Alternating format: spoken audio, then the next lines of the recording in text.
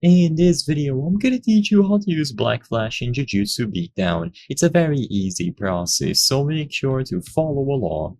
For you to use Black Flash in Jujutsu Beatdown, you actually need to enter the Black Flash mode. So to do this, you have to press E, and this will use your cursed energy. So by pressing E, you will usually see some blue sparks. When you hit your target like this, it will do some special effects. However, there is a very rare chance that when you press E, to use your cursed energy, it is actually going to be red instead, and as you might expect, that is going to be your indicator to enter the Black Flash mode, so sadly it's always going to be down to luck.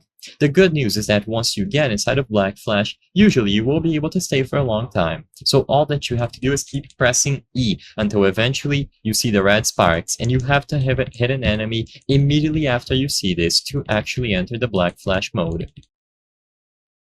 So as you can see, we finally got it, and now we are in Black Flash mode. So you will have a lot more agility. As you can see, all my moves have a lot of effects added to them. There's a lot of things going off, and like I said, it's sadly down to luck. So you just have to keep pressing E, and eventually you will enter Black Flash mode. If you press E again like I did there, you will exit Black Flash, so make sure not to do that if you want to stay for a while.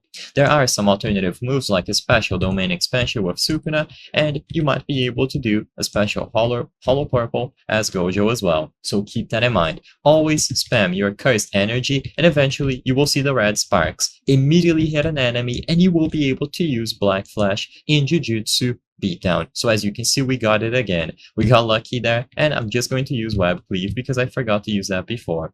As long as you enter Black Flash by pressing the Cursed Energy, you will be able to see all of its special moves, effects, and traits. So keep trying, and eventually you will get lucky to use Black Flash on Jujutsu Beatdown.